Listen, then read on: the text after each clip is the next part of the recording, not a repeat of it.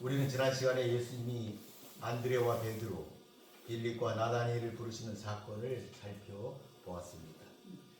예수님은 제자들에게 이보다 더 큰 일을 보리라 하셨는데 사흘 되던 날 제자들은 놀라운 기적을 체험하게 됩니다.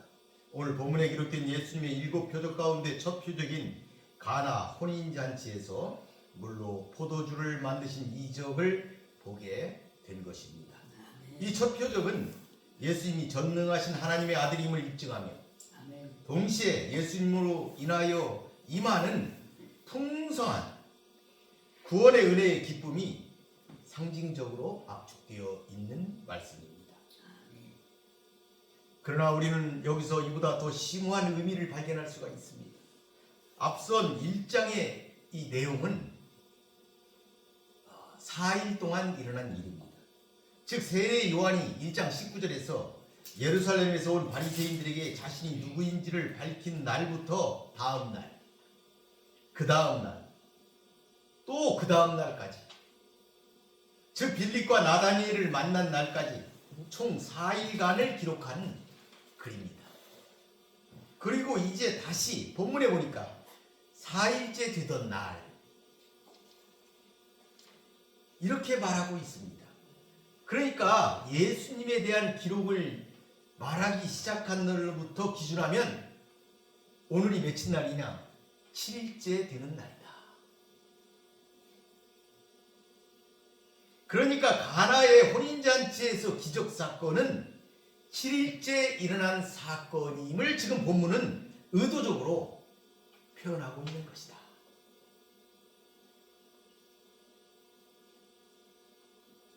이 표적은 요한복음에 나타난 7대 표적 가운데 첫 번째 표적입니다. 이 사건은 좁게는 제1장에서 나다니엘에게 말씀하신 이보다 더 큰 일을 보리라 하신 약속의 성취입니다. 더 나아가서는 예수님의 사역이 이 세상의 모든 옛것을 대체하여 전혀 새로운 세상, 근본적 변화를 일으키는 사역이 될 것임을 상징적으로 보여준 사건이다.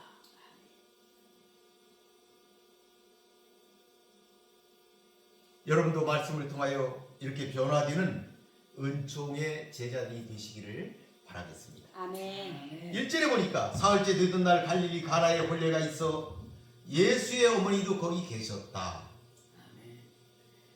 이제 1절과 2절은 그 본 내용의 서원이라고 볼 수가 있습니다. 들어가는 말이죠. 여기서 요한은 이 사건이 발생한 때와 장소, 등장인물 이런 전반적인 배경을 설명하고 있습니다. 사흘째 되던 날 이런 시간적 배경을 밝힘으로써 이 사건이 실제 일어난 역사적 사건이다 하는 것을 그가 표현하고 있다. 그러니까 이 요한복음이 쓰여진 이 시점은 예수님께서 승천하신 지 약 50년 정도가 지났을 때입니다. 그때는 이미 예수님을 목격한 사람들이 하나둘 다 이 땅을 떠났기 때문에 사람들은 이 예수님의 이야기가 꾸며진 이야기다 이렇게 생각하는 자들도 나타나기 시작했습니다. 그러나 요한은 마지막 남은 주님의 사도로서 이러한 생각들을 없애기 위해서 자신이 직접 경험한 일들을 사실적으로 기록하기 위해서 이와 같이 나흘째 되던 날 이런 표현을 쓰면서 역사적 사실임을 지금 밝히고 있는 것입니다. 이 본문의 서원에는 등장인물이 제시되고 있습니다. 여기 보니까 예수의 어머니 마리아, 예수님, 그 제자들 이런 식으로 등장인물이 지금 나타나고 있습니다. 요한은 여기서 마리아라는 이름 대신에 예수의 어머니 이렇게 기록하였습니다. 본서의 저자 사도 요한은 예수의 어머니가 자신의 이모이므로 그녀에 대해 잘 알고 있었지만 그 이름 밝히기를 피했습니다. 일부러 그녀의 이름을 밝히지 않은 것이 아니라 보다 큰 의도는 독자들의 시선을 예수님에게로 집중시켜서 그의 메시아 되심을 부각시키기 위한 이었다. 이렇게 우리는 생각해 볼 수가 있습니다. 유대인들의 결혼잔치는 보통 일주일씩 계속됩니다. 그렇다면 마리아가 거기에 있었다. 이런 표현은 그 기간 내내 이 집에 머물렀다 라는 말이 되는데, 이러한 사실은 마리아가 이 집 주인과 가까운 친척 관계였다 하는 것을 짐작하게 합니다. 또한 그 집은 부자였던 것으로 보이지는 않지만 손님 대접에 최선을 다하고 있음도 본문을 통하여 느끼게 됩니다. 마리아는 이 즐거운 잔치자리에서 봉사하는 일을 기꺼이 자원했으며 부족한 부분을 채우고자 애썼다 하는 것도 알 수가 있습니다. 우리도 마리아처럼 이러한 봉사를 통하여 우는 자들과 함께 울고 웃는 자들과 함께 웃으면서 이웃의 사정과 형편을 배려할 줄 아는 사람들이 되도록 힘써야 하겠습니다. 2절에 보니까 예수와 제자들도 혼례의 청함을 받았다. 예수님이 초대를 받게 된 것은 이 초대자의 가까운 친척이었기 때문인 것으로 보입니다. 그리고 이름을 밝히지는 않았지만 제자들도 이 초청 대상에 포함되어 있음을 알 수가 있습니다. 아마 사도 요한이나 그의 형제 야고보는 친척이었을 것입니다. 나다니엘은 덕망 있는 가나 사람으로, 베드로나 안드레는 지역 사람인 관계로 초대를 받았지 않았을까, 이렇게 보여집니다. 우리가 여기서 주목해야 할 것은 예수님께서 성스러운 공생의 사역의 첫걸음을 결혼잔치에서 시작하였다 하는 점입니다. 이것은 예수님의 사역을 예비하기 위하여 이 땅에 온 세례 요한의 사역과는 현격한 대비를 이루는 사실입니다. 그는 유대 광야에서 금식과 고행 등 금욕 생활 가운데 예수님의 사역을 예비하는 일을 행했는데, 예수님께서는 화려하고 풍성한 결혼잔치에서 자신의 일을 시작하셨다 하는 이 사실은 큰 상징성을 지니고 있다, 이렇게 볼 수가 있겠습니다. 어떤 이들은 이에 대해 불만을 토로할 수도 있습니다. 요한이 회개를 외치고 있는데 예수님은 결혼잔치에서 먹고 마시고 즐거워하신 것은 옳지 못하다 비난하는 사람들도 있을 수는 있습니다. 세례 요한의 제자들이 특히 그런 입장을 취하고 있었으며 바리새인의 제자들도 그러한 입장에 있는 자들도 있었습니다. 왜 그러냐면 요한의 제자들이 예수님께 나와 우리와 바리새인들은 금식하는데 어찌하여 당신의 제자들은 금식하지 아니하나이까, 이렇게 질문하였습니다. 그러나 우리는 예수님께서 세례 요한과 다른 방식을 취하신 이유를 그분의 대답에서 찾을 수 있게 됩니다. 예수님께서는 자신이 제자들과 함께 계시는 동안을 혼인잔치에 비유하셨습니다. 결혼 예식에 참여한 하객들이 슬퍼한다든지 금식하지 않고 즐거운 마음으로 축하하면서 음식을 먹듯이 그분의 인생들 속에 진정한 자유와 안식, 기쁨, 만족, 행복을 주시고자 오셨으므로 결혼 축제의 장소에서 그 사역을 시작하신 것은 조금도 이상할 것이 없다 하는 점인 것이다. 예수님은 우리에게 사랑과 기쁨, 평안을 주려고 오신 구세주이십니다. 예나 지금이나 그분을 영접하는 사람들에게 환희가 넘치고 행복한 삶이 가능하게 되는 것은 바로 이 때문입니다. 오늘의 교회도 이 점을 염두에 두어야 하겠습니다. 3절에 보니까 포도주가 떨어졌다. 예수의 어머니가 예수에게 이르되 저들에게 포도주가 없다. 유대인들에게 있어서 포도주는 일상생활의 일부였으며 대체로 물보다 안전한 음료수였습니다. 명절에는 포도주를 마셨습니다. 귀한 선물로 사용되기도 했습니다. 희생 제사에서는 술을 붓는 전제 의식을 거행하기도 했습니다. 그러니까 제사에도 쓰였다. 또한 구약에 보면은 영원한 대제사장 멜기세덱, 아브라함을 영접할 때 떡과 함께 포도주를 가져갔다, 이렇게 기록하고 있습니다. 포도즙이 아닙니다. 이처럼 포도주는 중요한 역할을 하였습니다. 예나 지금이나 잔치의 흥을 돋우는 데 있어서 필요한 포도주가 바닥난 것은 심각한 문제입니다. 당시 랍비들은 포도주가 없으면 기쁨이 없다 라고 말했을 정도로 잔치에서 포도주는 필수품이었습니다. 이런 포도주가 떨어졌다는 사실은 기쁨 상실의 인간 현실에 대한 명확한 반영입니다. 포도주가 아무리 모든 인간을 매료시키고 행복과 기쁨을 준다 할지라도 그 속성상 영원하지 못합니다. 따라서 가나 혼인잔치에서 포도주가 떨어진 것은 세상 물질이 주는 쾌락, 기쁨에는 분명한 한계가 있음을 의미하는 것입니다. 이제 그들에게는 예수님이 주시는 영원한 기쁨이 필요하게 된 것입니다. 이때 마리아는 아들 예수에게 그들이 포도주를 가진 것이 없다고 이렇게 말합니다. 어머니로서 자연스럽게 큰아들에게 도움을 청한 것이다, 이렇게 볼 수가 있습니다. 집안에 어떤 일이 생기면 부모는 큰아들과 그 해결 방안을 논의하게 마련입니다. 아들이 순종할 것을 마리아는 이미 전제했습니다. 어쨌든 마리아의 요청으로 이제 이 문제는 예수님의 몫이 되었고 이것이 예수께서 자신을 세상에 나타내시는 계기가 되었습니다. 여러분도 주님처럼 부모님께 순종하시는 성도들이 되시기를 바라겠습니다. 4절에 보니까 예수께서 이르시되 여자여 나와 무슨 상관이 있나이까? 내 때가 아직 이르지 아니하였나이다. 본문은 해석상 많은 어려움을 우리에게 주고 있습니다. 먼저 여자여입니다. 예수님은 마리아를 어머니라고 부르지 않고 여자여 이렇게 불렀습니다. 그래서 많은 사람들이 곱지 않은 시선을 가지고 있습니다. 예수님 십자가 위에서도 어머니 마리아에게 여자여 이렇게 부르셨습니다.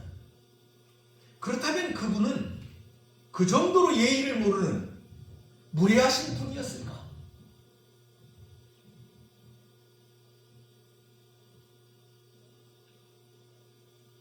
대답은 절대 그런 분이 아니시다 하는 것입니다.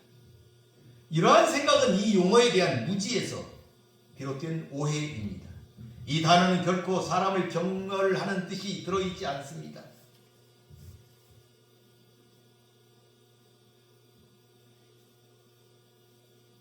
이 말은 거칠고 무례한 어법이기는커녕 존경의 호칭인데 영어나 한글로 정확히 옮길 수가 없을 뿐입니다. 다른 문화권이기 때문입니다. 그래서 얼스터 같은 사람은 아예 이 단어의 이면적 의미를 살려서 사랑하는 여자요 이렇게 번역하였습니다. 그 다음 문장 나와 무슨 상관이 있나이까? 이것도 번역이 까다롭습니다. 킹제임스 버전에서는 내가 당신과 무슨 상관이 있습니까?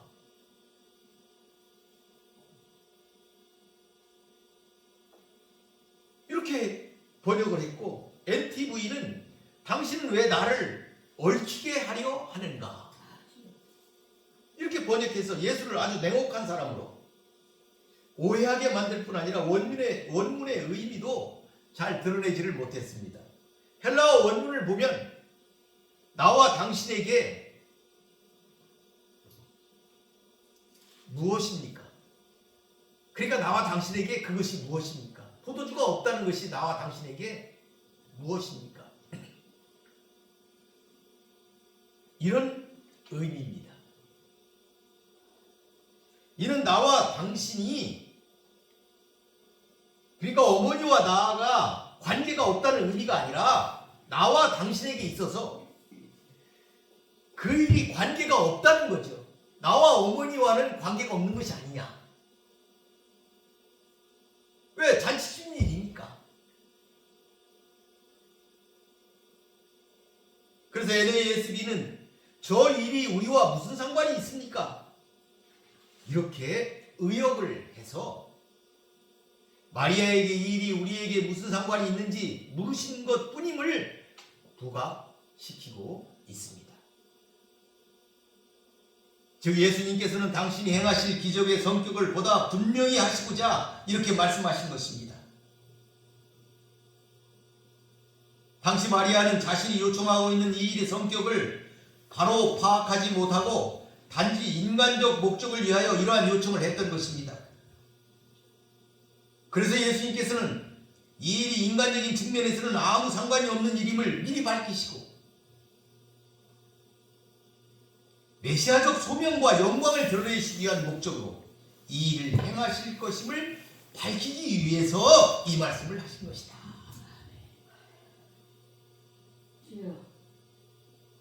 즉 이 일은 이미 작정된 일이었고 마리아의 요청으로 즉석에서 결정된 사항이 아니었다 하는 점입니다.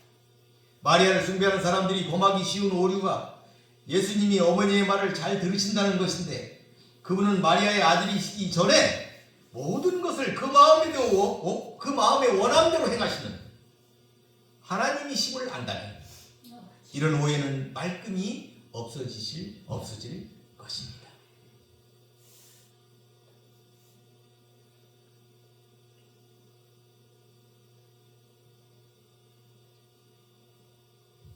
또 주께서는 자신의 때와 관련하여 여기에 내 때가 아직 이르지 아니하였다 말씀하셨습니다. 구속사적 경륜을 이루기 위한 자신의 사명과 그 시기를 정확하게 인식하고 계신 것입니다. 여기서 우리가 주목해야 할 것은 주님의 때입니다. 이 단어는 결정적인 때, 규정되고 지정된 특정한 때를 의미할 수 있으므로 그때는 하나님께서 정하신 때를 가리키는 의미다. 이렇게 볼 수가 있습니다. 주님의 때, 그것은 하나님께서 정하신 때다 하는 점입니다. 사실 이 말은 예수 생애 전반과 관련되는 복선이 깔린 아주 심오한 표현입니다. 내 때가 아직 이르지 아니하였다. 즉 내 때가 아직 이르지 아니하였다는 것은 나의 때가 언젠가는 반드시 이룰 것이라는 의미를 내포하고 있습니다. 그러나 때가 이르지 못했음에도 물로 포도주를 만드는 것과 같은 놀라운 표적을 베푸신 것은 때가 이르면 더욱 완전한 표적이 보여질 것이라는 복선이 되는 것입니다. 구속사가 완성되어 이루어질 그날의 영광을 예표적으로 보여주고 있다 하는 점이옵시다. 우리도 이 표현을 통해 이 땅에서 진행되는 모든 일들은 시간의 주인이시오 역사의 주권자이신 하나님의 뜻과 결코 무관하지 않음을 깨닫고 우리가 하나님의 주권 아래 있다는 사실을 깊이 깨닫는 시간이 되시기를 바라겠습니다. 5절에 보니까 그의 어머니가 하인들에게 이르되 너희에게 무슨 말씀을 하시든지 그대로 하라 하니라. 여기서 하인들은 예속된 노예라기보다는 잔치집 일을 돕는 협조자를 가리키는 것으로 보입니다. 그래서 마리아는 특별히 사전에 이들을 찾아가 어떤 실수도 발생하지 않도록 조치를 한 것입니다. 그분이 말씀하는 것이 무엇이든 설사 그것이 사리에 맞지 않고 이상하게 들릴지라도 이유를 제기하지 말고 즉시 행하라 하는 것입니다. 즉 마리아는 문제 해결을 위하여 믿음을 가지고 예수께 간구하면서 하인들에게는 철저하게 순종하도록 권고한 것입니다. 예수님에 대한 마리아의 신뢰감을 알게 하는 동시에 성도가 주의 말씀에 어떻게 반응해야 하는지 어떻게 순종해야 하는지를 잘 교훈하여 주고 있는 말씀입니다. 주께서 무슨 말씀을 하시든지 여러분도 순종하는 그러한 분들이 되시기를 바라겠습니다. 6절 7절에 보니까 거기에 유대인의 정결 예식을 따라 수세통들은 돌 항아리 6이 놓였다. 예수께서 그들에게 이르시되 항아리에 물을 채우라 하신즉 아귀까지 채웠다. 요한이 여기에서 언급한 것은 유대인의 종교의식으로서의 결례입니다. 이것은 위생적인 차원이 아닙니다. 외출해서 돌아오거나 식사 전후에 부지런히 씻는 이런 위생적인 차원이 아니라 의식적 불결에서 벗어나 깨끗하게 된다는 제의적인 의미를 지니고 있습니다. 그게 종교의식입니다. 그래서 집집마다 물을 담는 큰 항아리들이 여러 개 있었는데 예수님이 이곳에 물을 채우라 명령하신 것입니다. 8절 9절에 보니까 이제는 떠서 연회장에게 갖다 주라 하시매 갖다 주었다. 하인들이 돌 항아리에 물을 채우자 바로 그것을 연회장에게 갖다 주라 명하셨습니다. 이는 물이 포도주로 변하는 기적이 물로 항아리를 채운 후 바로 시간적인 경과 없이 즉시 이루어졌다 하는 것을 보여주고 있습니다. 그러니까 아까까지 물을 채웠는데 바로 떠서 갖다 줬다는 것이죠. 어떤 시간적인 경과가 없었어요. 즉시 이루어진 일이었다. 여기 보니까 연회장에 갖다 주라 했는데 이 연회장이라는 것은 연회를 하는 큰 장소가 아니라 집주인으로부터 잔치의 책임을 맡은 사람을 연회장이다.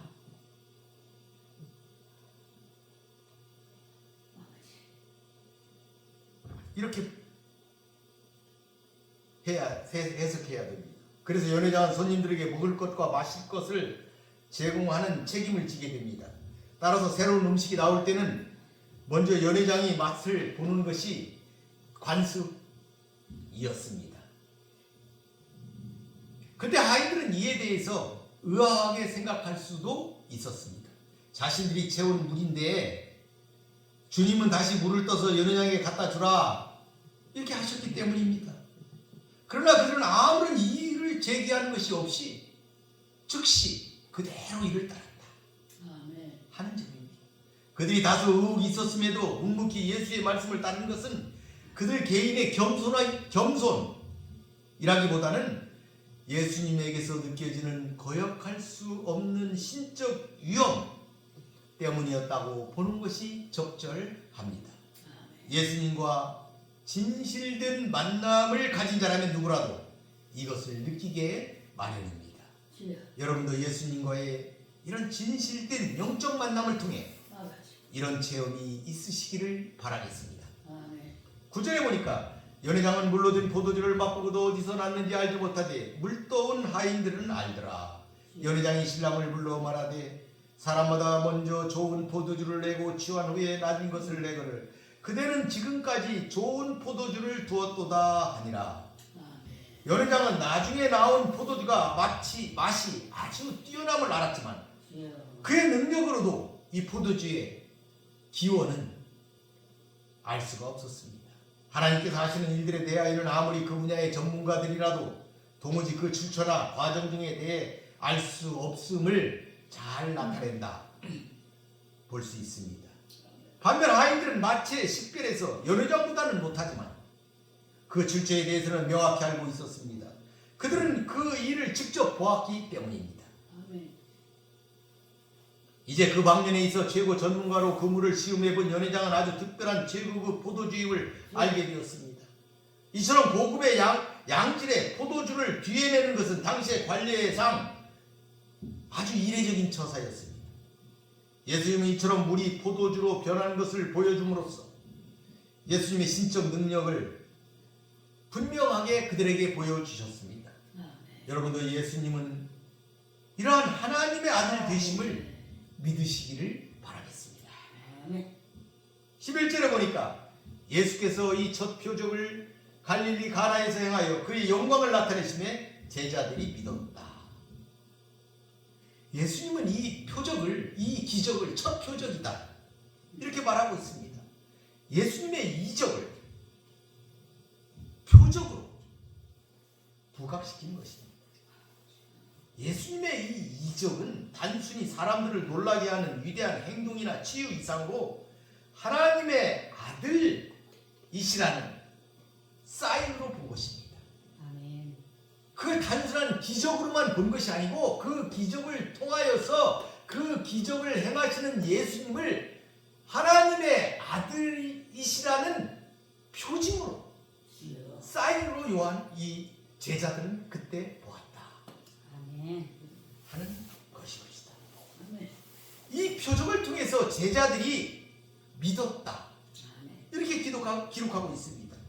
그러니까 예수가 그리스도이심을 깨닫고 제자가 된 그들인데 이제 믿었다고 말하고 있는 것입니다.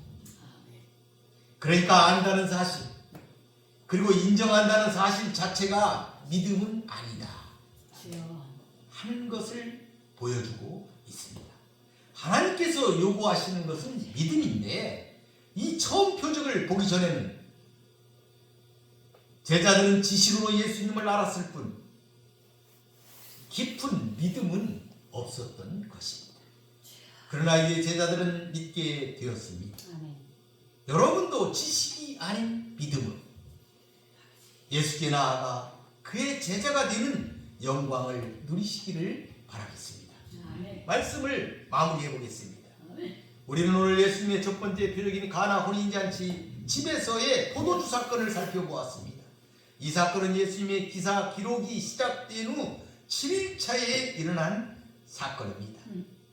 여기서 제7일은 태초에 천지 창조 사역이 끝난 후 하나님께서 기쁘게 안식하신 날을 연상하게 됩니다. 요한은 바로 이날에 첫 표적이 일어났음을 밝힘으로써 예수님께서는 구원받은 자들에게 마치 물을 포도주로 변화시키는 것과 같은 새롭고 근본적인 변화를 일으키는 재창조에 의한 구원의 기쁨과 안식을 가져올 것이라는 교훈을 이 사건을 통하여 우리에게 전달하고 있습니다. 따라서 이는 물이 포도주가 되었듯이 그리스도 안에 있으면 무엇이든지 새로운 피조물이 되는 것과 같은 재창조의 역사를 결정적으로 예수께서 이루신다는 사실을 보여주고 있습니다.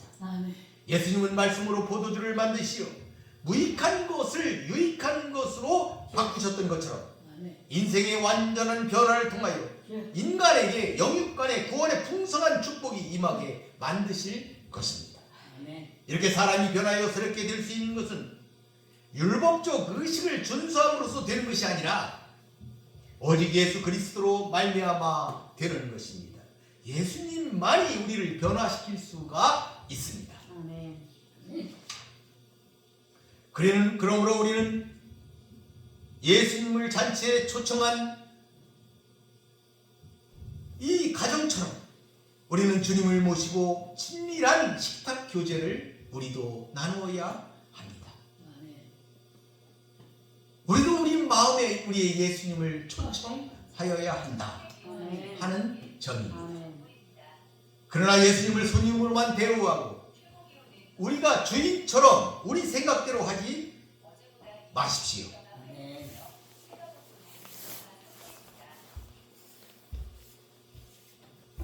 잔치에서 포도주가 떨어지든 곧 어렵게 되고 말 것이기 때문입니다.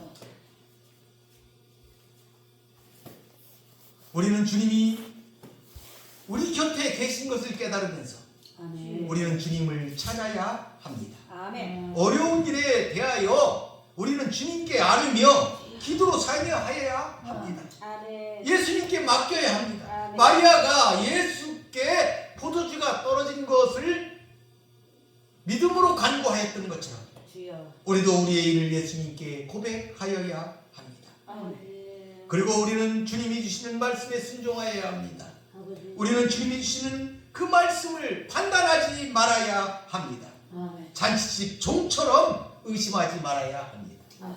주님께서는 가장 좋은 것으로 문제를 해결하여 주실 것이기 때문입니다. 주님은 물로 포도주를 만드시는 것처럼 그렇게 우리를 변화시켜 주실 것입니다. 주님은 광야에 길을 내시며 반석에서 생수가 나게 하시는 분이십니다. 그러므로 주님을 믿고 신뢰하시는 여러분 되시기를 바라겠습니다.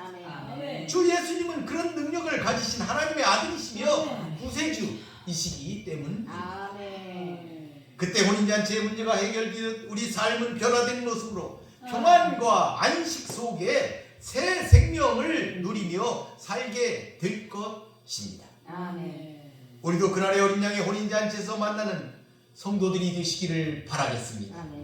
그렇게 변화되시기를 바라겠습니다. 그리고 변화된 몸으로 영원한 생명을 얻는 여러분 되시기를 축원드리겠습니다.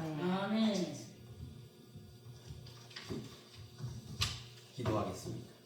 고맙고 감사하신 아버지 하나님 감사합니다. 오늘은 갈릴리 가나에서 있었던 혼례에 예수님이 참석하시어 놀라운 사건을, 놀라운 표적을 일으키신 아버지, 그 말씀을 서로 나누었습니다. 예수님께서는 하나님의 아들이 되심을 증거하셨습니다. 그 잔치 자리를 이용하여 하나님이심을 나타내셨습니다. 우리도 예수님께 모든 것을 맡고 의지하며 살아가는 귀한 백성들이 되게 하여 주시옵소서. 제자들이 믿었듯이 우리도 이 사실을 굳게 믿고 제자로서의 삶을 완주하는 성도들이 되게 하여 주시옵소서. 그래서 승리하는 믿음의 소유자들이 되게 하여 주시옵소서. 하나님께서는 아는 것이, 우리가 어떤 것을 깨닫는 것보다, 지식으로 아는 것보다 우리의 믿음을 원하시오니 우리가 믿음으로 나아가서 믿음으로 승리하는 믿음의 삶을 살아가는 자들이 될 수 있도록 주께서 도와주시옵소서. 놀라운 변화가, 물로 포도주가 된 놀라운 새 생명의 변화가, 새 창조의 변화가 우리에게 일어날 줄로 믿습니다. 주를 경험하게 하여 주시옵소서. 예수님의 이름으로 기도 올리나이다.